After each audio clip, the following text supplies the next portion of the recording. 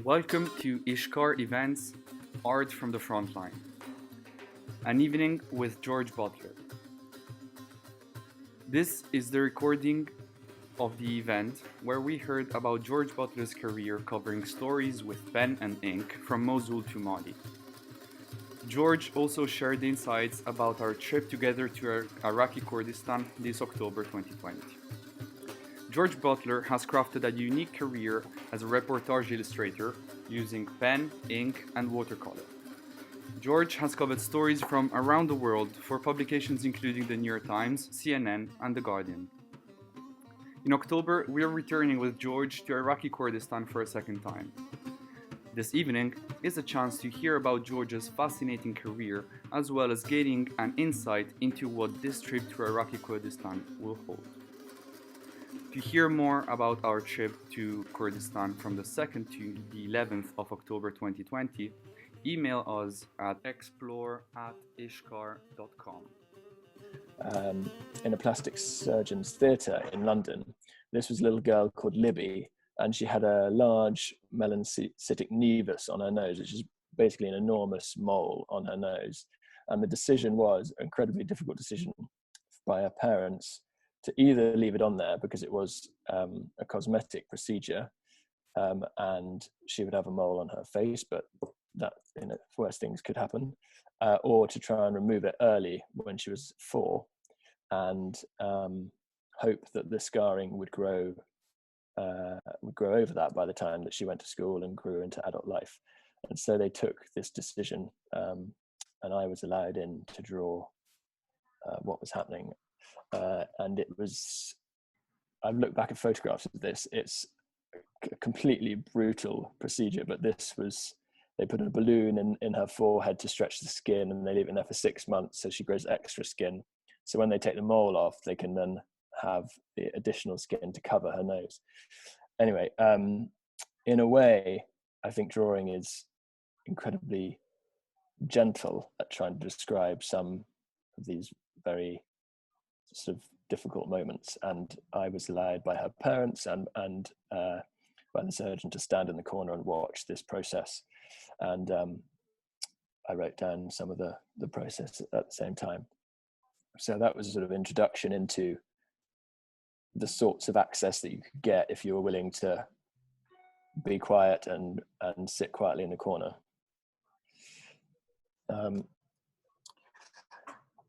And the next 3 or 4 slides, there's only about 10 or 15, so there's no, don't worry too much. This was down a gold mine in Ghana. I was drawing for the Times, the Times newspaper, but it was to go online. Except in the time that I left and the time I got to Africa, they built their paywall, and so these images were actually very rarely seen. But I was doing 5 or 6 week drawings a week for 6 months, and all the time I'm trying to think of new ways to keep people interested and meeting new people. And the whole premise of the trip was to go and draw what you found as you went across somewhere like West Africa, which I guess has in the past had a reputation for being dark and mysterious, perhaps even dangerous. And so these images were the things that I had found and the people that I met. The story behind this one is that the guys in orange are sort of up to their waists in water each day in the bottom of the gold mine. So we went down about 3,000 meters, and this is the search that they have when they come out at the end to make sure they haven't put any ore in their pockets. But the man in white is a manager, and he stays white for the entire day. And so I began to work out slowly what sort of, in many ways, it's more powerful to leave space, and I think that slowly became part of what I've learned to do, like leaving gaps. Just how do you decide what you include and what you don't include? And then, having set out to prove that West Africa wasn't a scary place to be, we of course got halfway across the desert, and we were told that we had become the target of a kidnapping attempt, which was which was surprising because that was not what we had intended to be at all. And so we hid out on the border for a couple of days in this man's house called Hassan, and we decided that we should try and cross into Mali where we were going. So we had two Malian guides, and as we arrived at the border that night, one man who was going to show us across into Mali said that we needed to hire faster cars and that he needed to borrow a gun off his friend. And it was at this moment that we decided that this wasn't worth the risk. And we turned around and we went back to this man's house, and we sat there for 2 days waiting to see what would happen. And the news came back that our cars had gone across. We sent them on with our guides because they could drive, and that they'd been stopped by these bandits in northern Mali, and they said, "Where are the tourists? You need to go and get them, and you need to bring them to us." Fortunately, they managed to convince them that we'd sold them the cars. And so we sat there for another day in Algeria, and then because I was doing the stories for the Times at the time, this, of course, as is always, sort of sensationalized version of it, they wanted this story in particular, and I then had to draw a sort of recreation of the scene of me sitting in the sea in the middle of the car, and our guide Ali driving back towards the Algerian border. And I found it incredibly difficult to do, actually. It's not really what I normally did, but it was a moment that they then obviously wrote about, and that was the beginnings of a lot of those kidnappings in the middle of the Sahara, especially around the BP oil rig there. So I include that because it's a sort of angle that the press often pick up on, and it's one that it's quite difficult to fight against, especially when you're young and trying to get work published for the places that you've been. Then a lot of people always ask me whether I do court drawings, and the answer is that in England you're not allowed to draw in court. There are about 3 ladies that draw in England, do the court drawings in England, and what you have to do is you have to go into the press box, sit down, look at everybody in the court, and then run outside, sit in the corridor and draw as quickly as possible the bit that you remember. And it's incredibly difficult. But in Germany, I got permission to draw in one of the courts there. The judge gave us permission because this is a 2-year case, a neo-Nazi terror trial, where the defendants have blown up a Turkish hairdresser's, and they then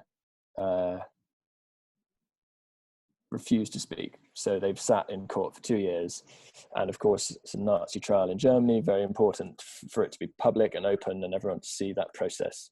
So these drawings were for the Süddeutsche Zeitung, which is a German newspaper based in Munich, and it was a chance just to sit in the gallery and observe, which is of course what I like to do most. I suppose these are, just to refer back to the idea of reportage, these are moments when I think that I have done my job well, I suppose. So I've made a nice image and it's accompanied a sort of important story.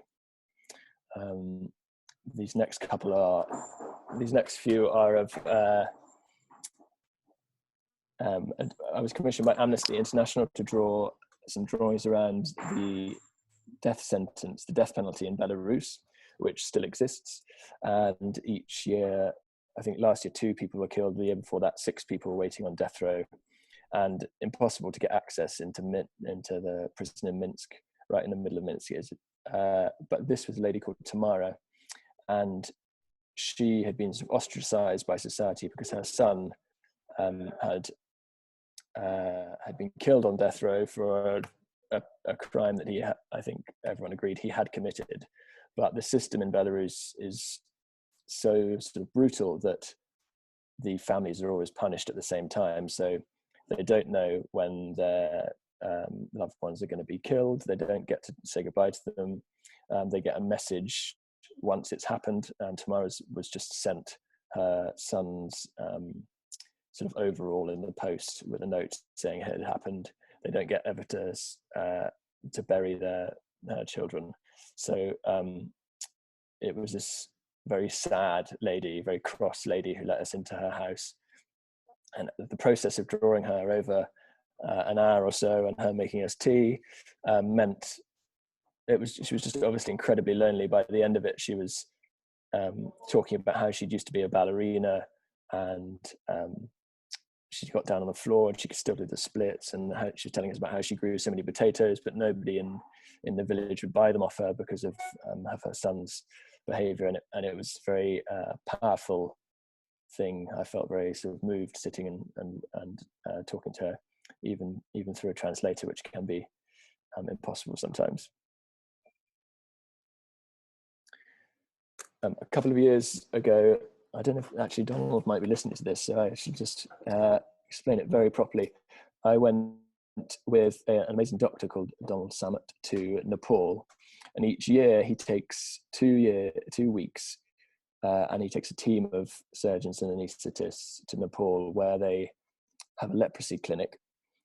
And like, I don't know about you, but I'd always thought that leprosy was something that was sort of banished to the history books. But in India and Nepal, they have like 250,000 cases, and it means that their hands get sort of locked in a sort of claw positions, and their feet swell up, and because there's stigma attached to them, they never come in to get it treated. So Donald goes there with his team, and he does these unbelievable operations on their hands, and he's an artist as well. So there's this, at the beginning of each operation, he draws the patient's hand, and he works out what he's gonna do to them. And it was sort of extraordinary to see sort of the 10 or 5 or 6 of these like brilliant Western doctors with sort of all of their combined knowledge descend on this village where they don't have any anesthetic, and perform these operations. This was a drawing of a man who was having his right leg amputated whilst he was still awake. So this end, the nurse is sort of talking to him. He's then got a screen in the middle on the left hand end, and on the other end they're sawing off his leg below the knee. And that's slightly I don't know, I don't know if this is normal, but I was fascinated by that. And this is the next scene. This is this girl called Gulshan. She was 21. She'd had leprosy in both her hands. Her fingers had gone necrotic, so they were dead but still attached to her hands. And again, she is awake on the left underneath a blanket. And then you've got this team of half Nepalese, half British doctors performing these operations. And really, I think that one of the powerful things is not that it's not necessarily the ability to be able to draw or to be able to record. I think you could be writing or you could be filming, but it's having an excuse to sit there for 40 minutes or an hour and not being very invasive and just sort of picking away quietly around a room. And it's that I think builds a trust. You've got an open piece of paper, and they can see what you're doing. You don't have a camera, you've just got a pencil and a pen, something that they could have as well. And so there is this sort of, for some reason, it makes it much more acceptable to be in that place and drawing these things, which are in many ways incredibly private and incredibly vulnerable.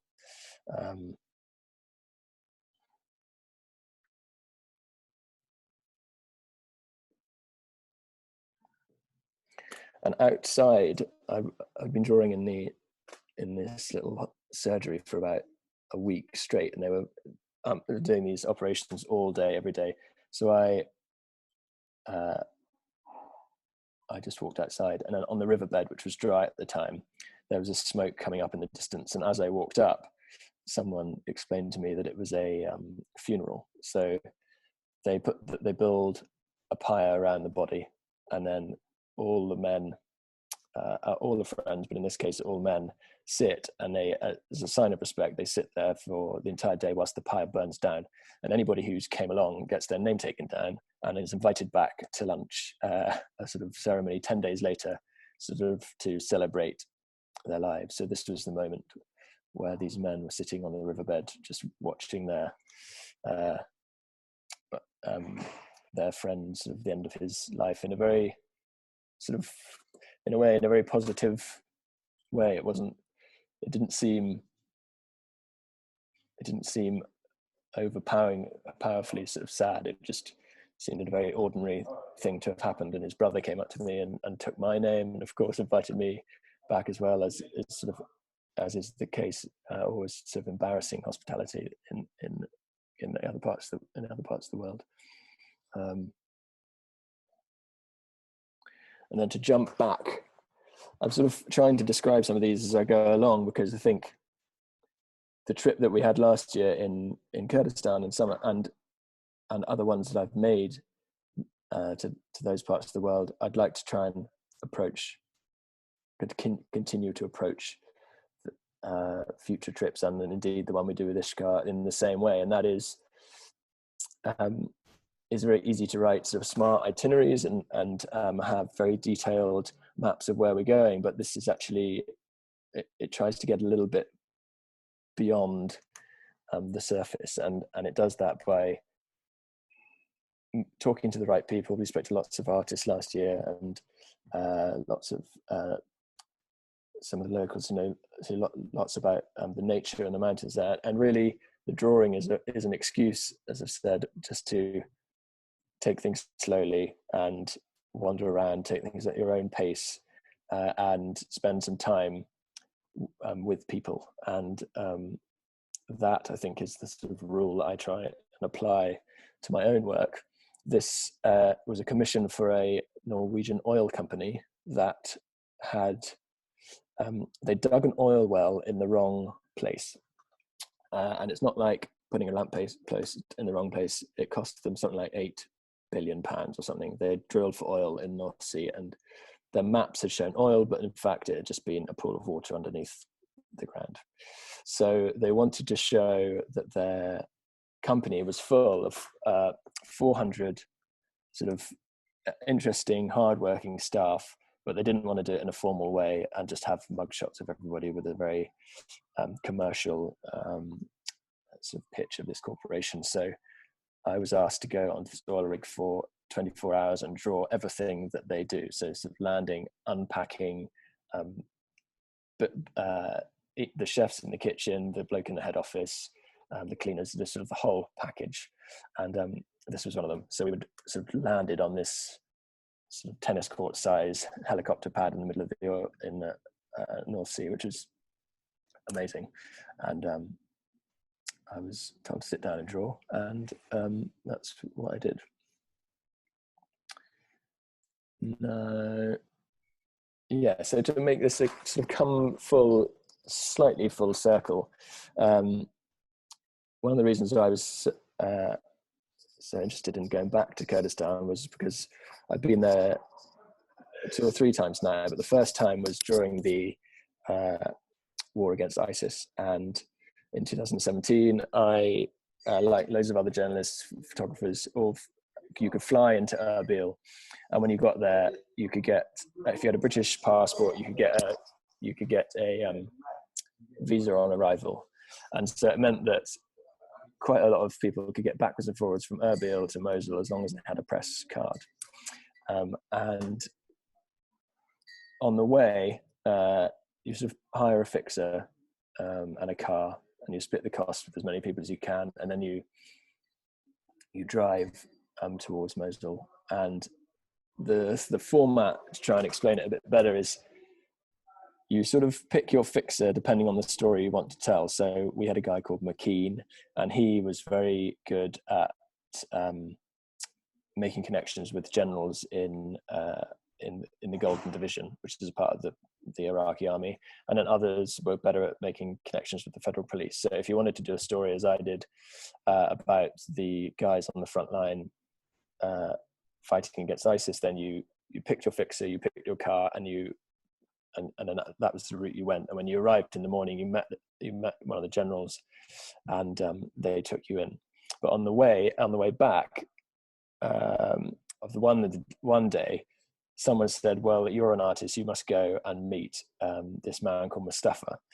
And we said, "Okay, well, how do we meet him?" And they said, "Well, when you arrive in Hamal Alil, you just ask anybody on any of the street corners where Mustafa is, and they will point you to his house."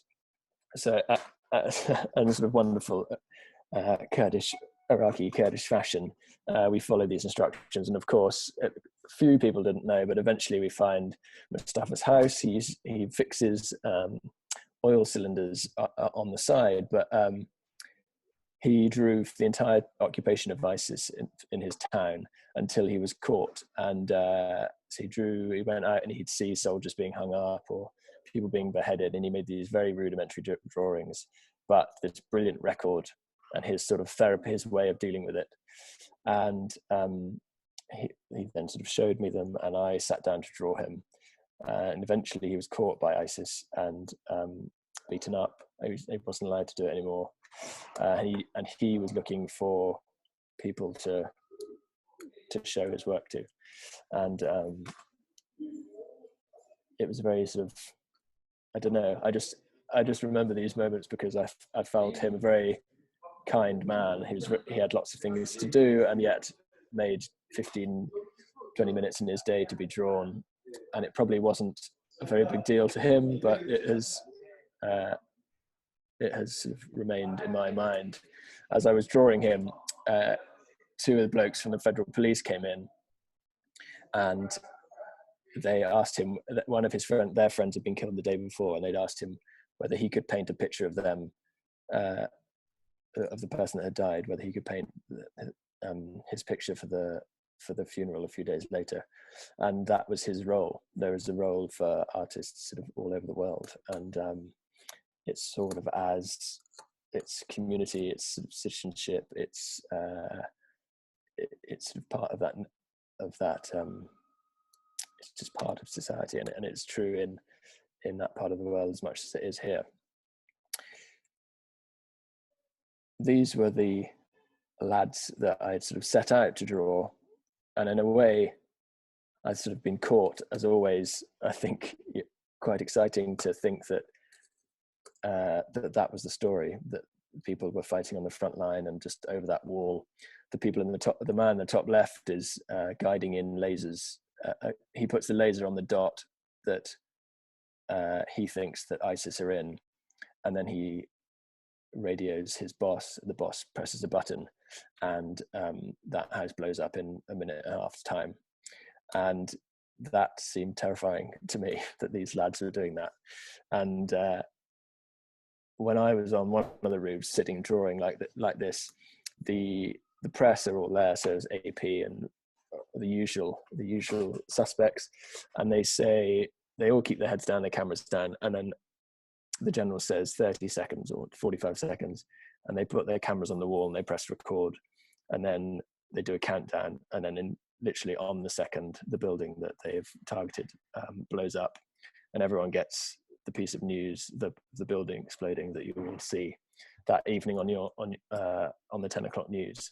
And that was a bit of a sort of eye opener for me. Then once that piece of sort of action, as it were, was recorded, then everybody went back downstairs and had a cup of tea and went on with the sort of trying to build a story around that. So I was kind of caught up in the middle of that. And the most interesting things that I found was, so this was one drawing, I did maybe 15 at the time, but the most interesting bits were drawing back from the front line, not so much those scary moments, in inverted commas, but the bits that the sort of the stories around the fringes of atrocity, people like Mustafa. And this was a house that we'd stopped at to draw, in a place called Thara, which is in West Mosul. And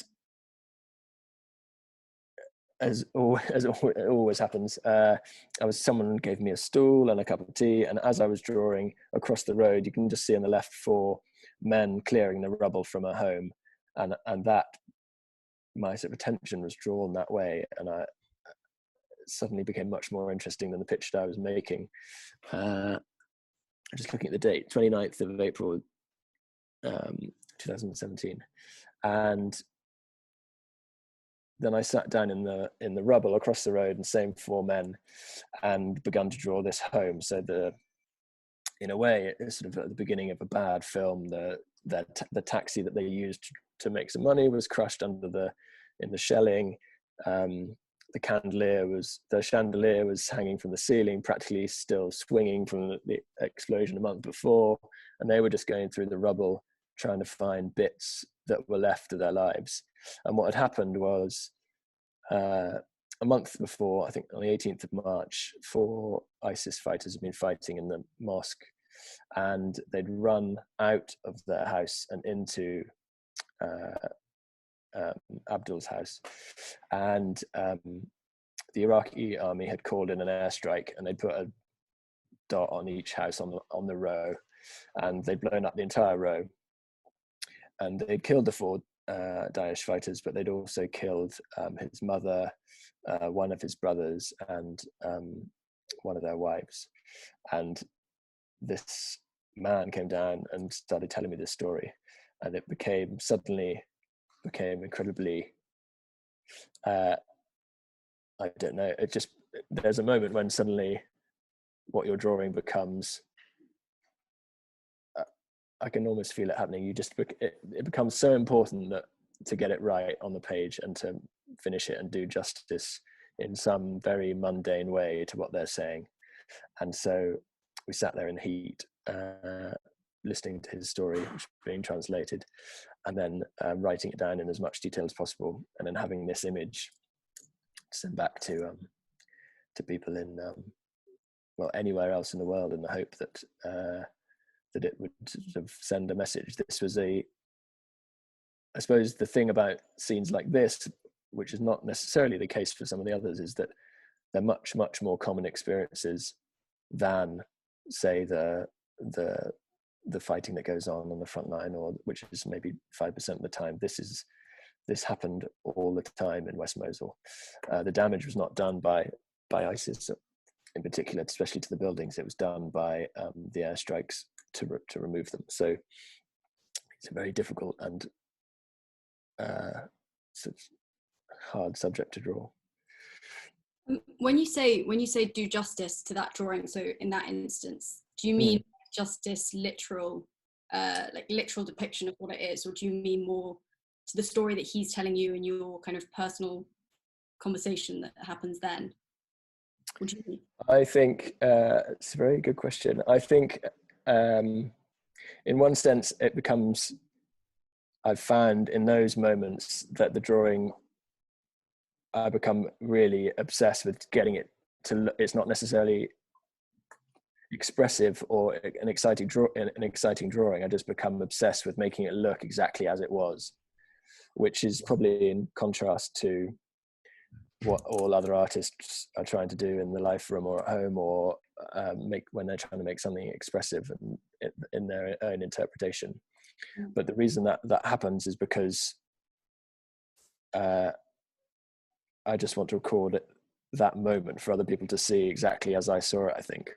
So when I say justice, obviously there'll be no justice done really by my drawing. That there's no chance of that, but there is, in a way, a nice, it is a sort of important, I think, just to tell his story as accurately as I thought I could. And that's, I think, what I mean by that. And in contrast to that, on the way out, in Mustafa's town, actually, same place, Hammam Alil, is this amazing bath. And you can see on the wall in the back that the sort of uniforms that are hung up. And so despite there being many, many different sort of military groups and busy army people in a very hierarchical sort of, society, especially around the war, this was a place where everyone could come in, hang up their uniforms, and jump into the bath and forget about it for a couple of hours in the afternoon. And we did the same. And it was, in a way, I think that these parts in life going on, despite the situation 20 kilometers away, are the most important stories that these drawings tell, and that yeah, it's a very ordinary scene, and I think that's what I like about it. I know that they'll be there this afternoon and probably tomorrow doing the same thing. No. Oh yeah, there's a couple more just to bring it up to date. I don't know how long I've been talking for, but Flor mentioned it at the beginning, and so I thought I would include one.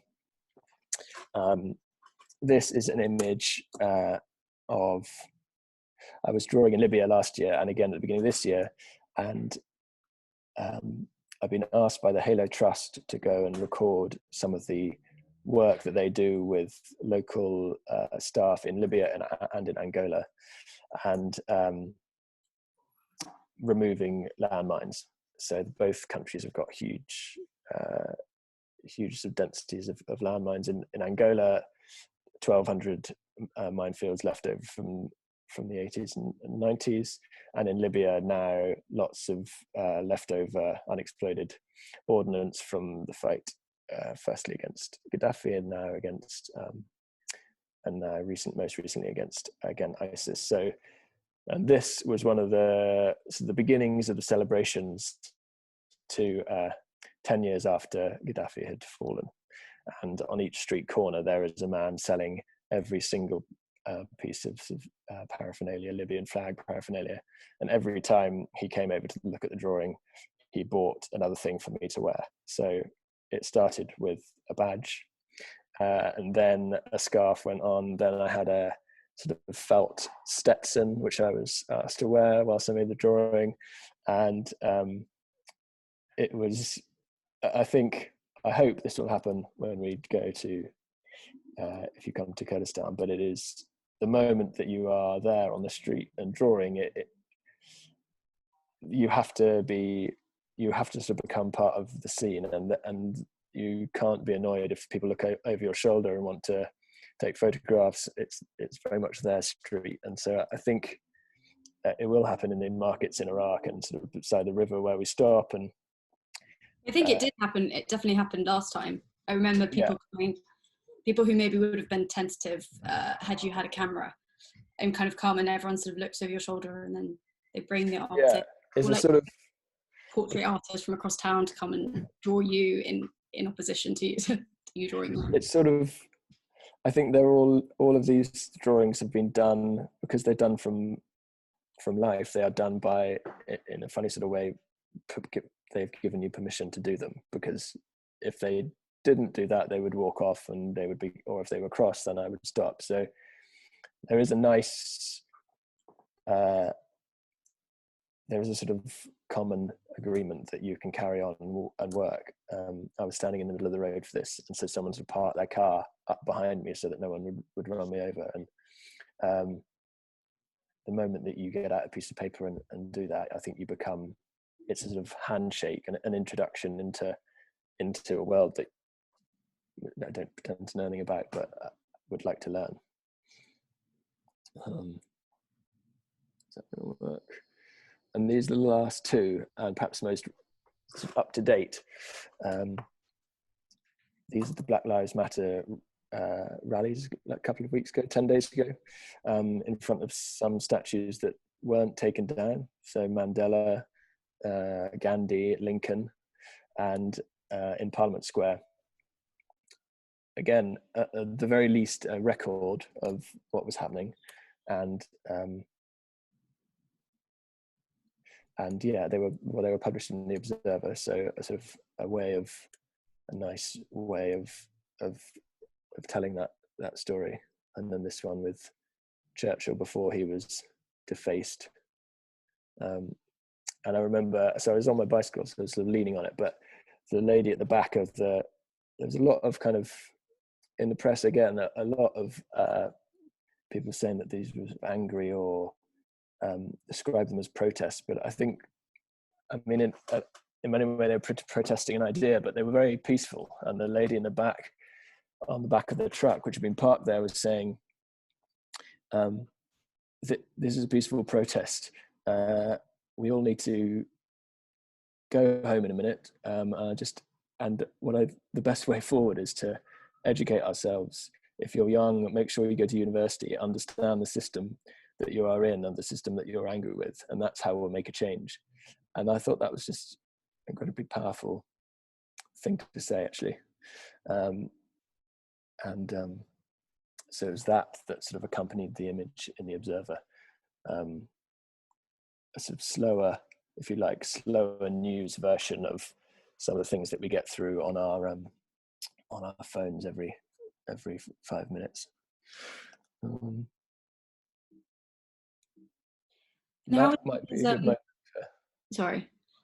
How was people's reactions to you when you were doing it at the protest, as opposed to being in Kurdistan or somewhere where you're kind of a complete outsider?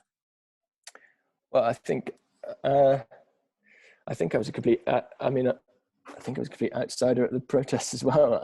I think I always get the same reaction, and that is people coming to look over my shoulder, ask what I'm doing, and interested.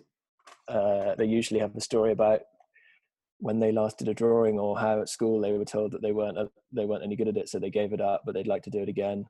That was the same at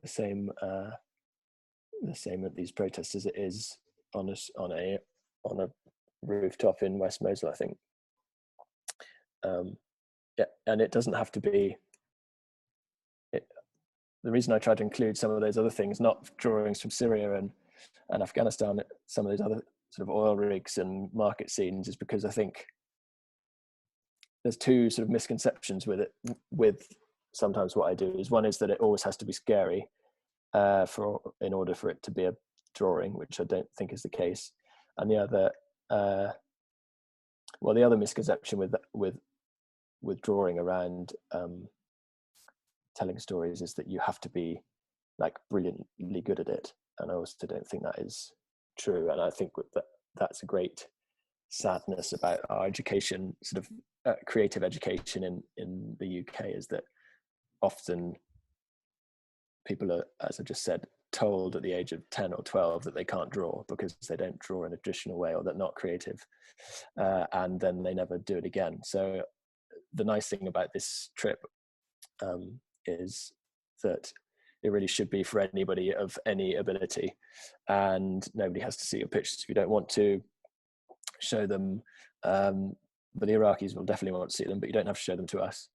And it's not really a chance to make. You're not setting out to make a brilliant picture and show it to people.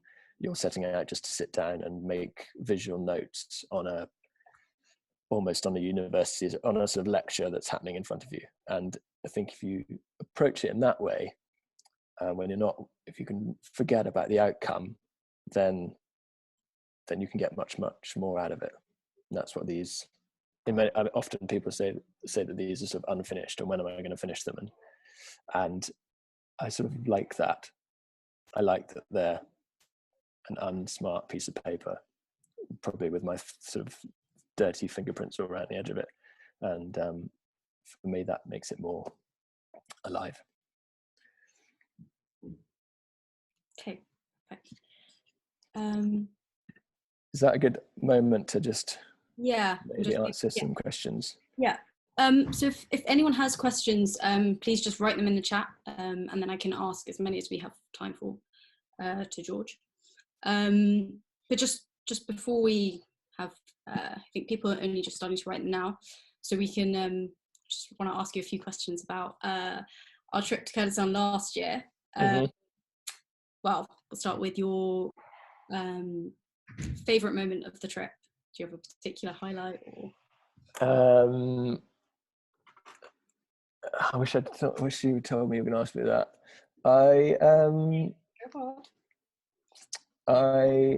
Which bit did I like? I mean, the bit for me that I think I would like to do again and do more of, and this kind of has to come in depending on who comes and depending on how we plan it, was just having seen so much of the kind of concrete and the blown up concrete, the bits where you just have walked out the back of somewhere like Silvermere and suddenly you're in the mountains. You've got like the Zarb River and the two Zarb rivers sort of coming down through Shaman. Those rural bits, I just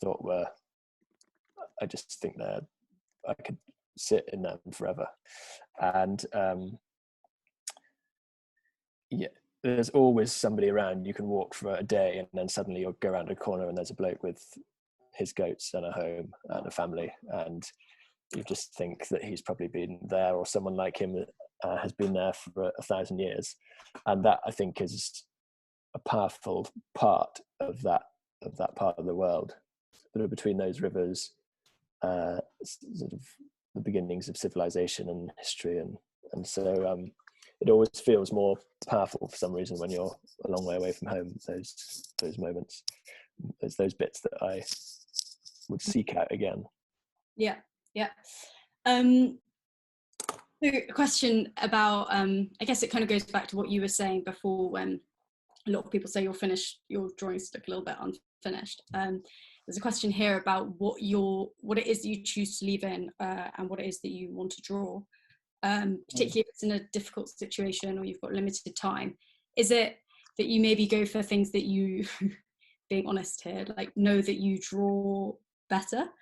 So if you know you as well. Was that in the question, or have you just added that on? That's me adding that in. But that is a part of the question. Or is it that you think that will be how you'll tell the story or do the story most justice? I think that all artists are very much led by their ability, and I think you pick things all the time that you know you can draw well. So in the case of pen and ink drawings, busy scenes with lots of people, architecture, sort of mess, plastic surgeons, theatres, oil rigs are all things that look good in ink. But that's the balance, because suddenly you're faced with things that aren't easy to draw, and you really have to, like people's faces or landscapes, and it's that moment that I think you have to have a solution to making it look good on a page, and that is in many ways just practice. But one trick that I have learned is that you don't need to put it all on the page. So, for example, the one we're looking at, Churchill, obviously relevant because everybody recognises that figure, so he is highlighted in a bit of tone. This bit of foreground was just sort of backs of people's heads, and very difficult to make look good. Also, the sort of symmetry of drawing the whole truck, also very hard when you're standing on a street corner, so I've left that out. But I've also included enough of it to make it look like a skip. And that, I think, is a constant. There's no kind of way through that. The other thing is that I'll do most of the drawing on, if I think the drawing is going well, then I'm much more likely to leave some gaps because I'll be terrified of ruining it. So once I think I've told the story, I'll probably stop, because I think if I had to fill it out in like some of those brilliant watercolors, to fill an entire page with color, it would look awful. So I don't do it. Okay, and on a similar sort of note, has there been a situation where you've been, so you showed us obviously the pictures in the hospitals or pictures on the front line, if there's been a situation that you've been in drawing that you found is actually just too emotional or too raw to kind of to draw, and even if it is less, or you feel it's less evasive or less aggressive than a camera, but you still felt even yeah, I think a couple of times that has happened. I drew at the beginning of the Syrian war. I drew in a children's ward on the border between Syria and Turkey, and there was this. I was sort of shuffled in. They were obviously all very immune to the sight of 2 children who'd been blown up in beds in this ward, and they sort of pushed me through the door and said, do whatever you'd like to do. And I was faced with this little boy called Ahmed, who had lost his right leg, his mother and his brother at the 72 hours before, and his dad was crying at the end of his bed, dressed from head to toe in black, and he had this oversized oxygen mask on his face, which on morphine he kept like trying to move, and it was horrific. And so I've just felt it was the decision. I still don't know whether it's the right thing to have done. You go halfway around the world to draw in a very sort of sensitive way a moment that you think might, if you could share it with more people, might influence something. You hope. Maybe it doesn't, maybe it does, and yet at the moment you arrive to do it, you feel just like an imposter. And the nurse came in, and it was sort of played out. It played out sort of in front of me. The nurse came in, pulled off the blanket, and said, "If this is what you've come to see, this is the horror of it." So she left him on the bed naked to show me what it was like. And the dad was saying that art couldn't make a difference. What good was that going to do? And then there was a man in the corner whose son had been blown up next door, and he was saying, "No, carry on. This is exactly what we need the rest of the world to see." And so that was the decision in my mind to try and to draw it. And if you see the drawing again, it's the little boy, but as soon as I'd kind of done as much as possible, I stopped, because I really didn't kind of want to carry on. But you do get the same feeling, and often photographers talk about that sort of boundary between you and your subject when you put a camera between your face. That is a similar feeling when you've got a big drawing board in front of you, and you're almost hiding behind it.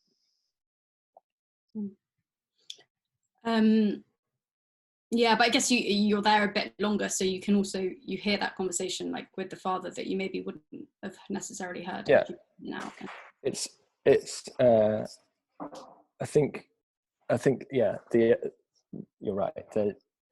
There is a real something very meaningful about being able to stay in a place longer, because you get to see the bits that are going well as well. So I don't know, in the Surgeons Theatre in Nepal, if you were there for the moment that you took the photograph for the front page, it would be the little girl having her fingers removed, but an hour later she's sitting up in bed smiling with her mother, and the surgeons have all gone outside to have a cup of tea.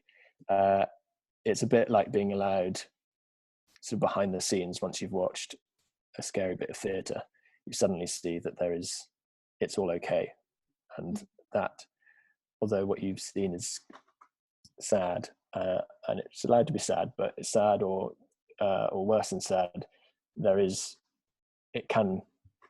it's sort of, you sort of know it's okay. And that's what I think being there for a longer time and making drawings has allowed me to watch. Yeah. So a question more about your teaching. How do you find yourself when you're taking workshops, so for example on the trip, or in other times where you've taught drawing and watercolors? How do you normally structure it? Do you allow people to be quite independent, or do you have a quite structured approach? I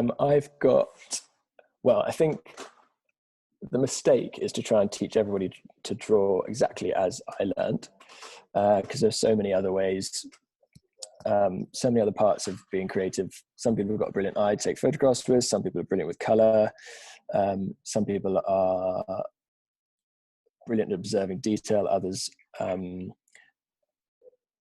better at building an image around composition. So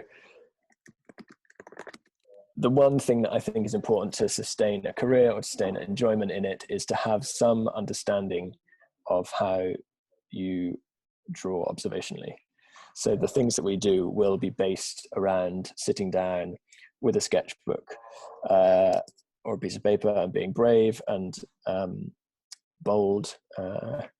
Churchill actually wrote a book about painting as a pastime, which you should definitely read. It's quite amusing.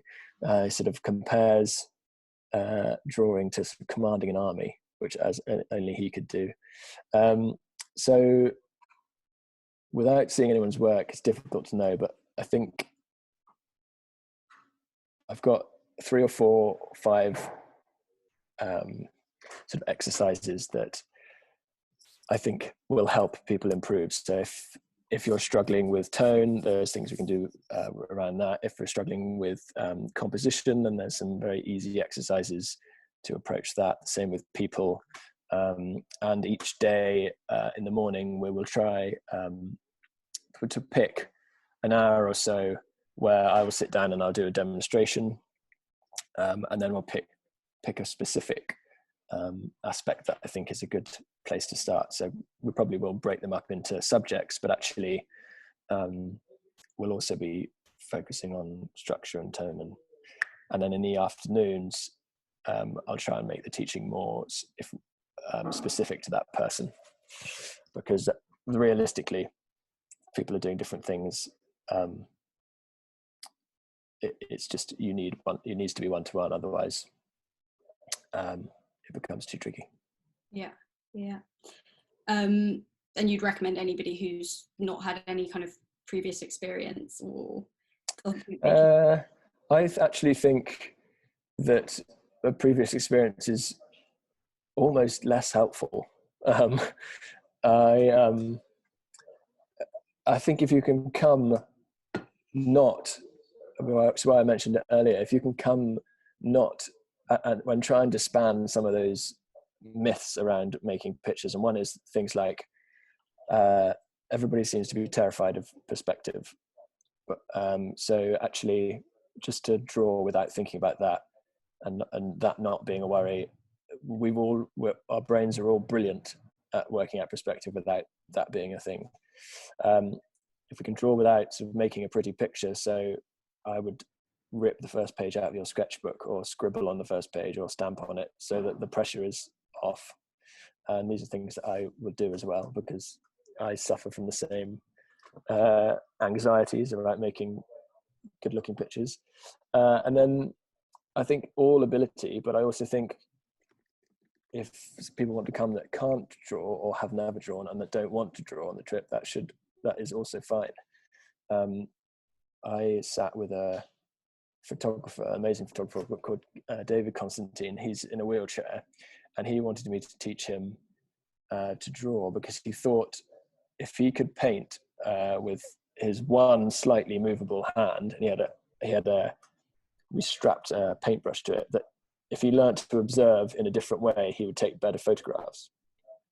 And so I think if people want to come but their partners or their friends aren't artists, then they should come too, because it's just an unbelievable world of things to see, and you don't have to sit down every morning and draw for an hour. You can, even as we were saying about like when you're sitting, so even if the rest of or other people in the group are sitting and drawing, and people do just come over to you and you do C-sides. I mean, I think for some people the idea of sitting down in a group and drawing with someone coming around and looking over their shoulder is not great. If I was on a similar trip, I would wander off on my own and just find a quiet place on my own and draw. And that happened a lot. And I think there's no structure if you don't want there to be, which I think is a nice thing. We can go through a very like long and strict like drawing process, like Henry Tonks used to do at the Slade, where he'd only allow you to draw for in pencil for 6 months and then in tone, but I don't think that's what what most people want anymore. Got a question here about obviously you normally do a lot of traveling for your work and now can't so much. Has COVID impacted your work, or are you now just starting to work closer to home, and things like this trip, will that be affected by coronavirus as well? I don't know if this trip will be Well, yeah, no. affected by coronavirus. I hope not. I think there's a sort of, at the beginning there was this of Corona, there was this great like movement, wasn't there, where like everybody creative was suddenly blessed with time to do all the things that they wanted to do. I didn't really find that. I just sort of sat at my desk for a month waiting for inspiration to sort of come to me, and then so I haven't been able to go anywhere, but I have drawn a lot sort of standing on the streets in queues in London, and I was, as Flor said, I was asked to make some drawings for the National Army Museum, which was so the British Army had very much taken a back seat in their sort of publicly for the corona response. So they've been supporting the NHS, and the messaging has been around that. So they've been delivering PPE, they've been driving ambulances, they've been doing mobile testing. There's this amazing room, again, as a moment of being reassured without over answering the question. There's this amazing room in Skipton House, which is the HQ of the NHS. And about 2 weeks ago, on the back of like 2 months of long, like, well, can we deliver PPE at the right time? I was allowed into their headquarters. And at the end of each day, they have a meeting. This amazing woman called Dr. Emily Lawson. She works for the NHS, and on her left there's a brigadier, and on her right there's a Navy, and there's the RAF, and then behind her there's about 20 people, and they're all looking at a Zoom screen, a bit like this one, and they've got at the top of it so it says gloves, and it says 30 million gloves are in the store, 27 million gloves going out tomorrow. So that means on Saturday we'll need another 27 million. And then she's saying, so where are we going to get them from? And then there's sort of 5 blokes from the back. They're saying, I've got 10 million coming from China. I've got 5 million. We're bidding against the Germans for those. I've got 3 million in a store in South England. And it was this unbelievable human effort to keep the hospitals supplied so they could stay open with PPE. And the front pages make it seem inhuman and distant and like we're hopeless at everything and we can't possibly do it. And I was allowed to watch, and that made me feel much more comfortable about COVID, and that actually it was going to be okay. Although there have been difficult moments along the way. Okay, we should probably wrap this up now, but if anybody has any questions particularly related to the trip that Zana can quickly answer, or otherwise you can get in touch with her directly at explore@ishkar.com. So if no one has anything specific to ask about that, we can get it off in time for match. But have we got, so if anybody wants to come on the trip, there's the itinerary that we can send them. Zana, do you just want to explain quickly about what will happen, sort of the COVID contingency, because obviously that is quite a thing to consider. Really quite key at the moment, and it's a lot of questions, understandably, that we'd be getting. Is the trip going ahead? As it stands, the trip is going ahead, but we make an assessment. We're constantly in contact with our guys and with our partners in each of the countries that we travel to, and we make an assessment 60 days prior to departure. Obviously, this is quite a long period of time before going, and so much changes so fast, but we feel that it's important that for our travellers and for our masters that we do let you all know well enough in advance. And if a trip is cancelled because of coronavirus or various different reasons related to coronavirus, we will refund your money. We do have more information on our website relating to that. Your money is safe. We will, with all of our security, we take it very seriously and constantly sure that we are up to date with everything. Just a quick question. So where's the main flight? So actually, someone's just asked, where do we fly into? And we fly into Sulaymaniyah and then out of Erbil on our itinerary this year, just to be, because it's quite a lot of distance to cover. So that's our coronavirus. Any other questions relating to travel? We can send you out the brochure, and additionally this event has been recorded, so we'll be able to send this out to anyone who didn't attend, or those of you that want to be able to watch back over it. And then I think we'll hand over to Flor to finish off. Yes, thank you so much, everyone, for your great questions, and thank you so much, George, for giving us your time this evening and sharing your experience. And it seems as if you have sort of 10,000 lives with the different places you've been to, the different situation you've covered, and it's all very impressive. So thank you again so much for that, and looking forward to seeing more of your work in future newspapers and traveling with you. So. Great. All right. Thanks very much, everyone. Thank Thanks, you. everybody. Bye. Bye-bye.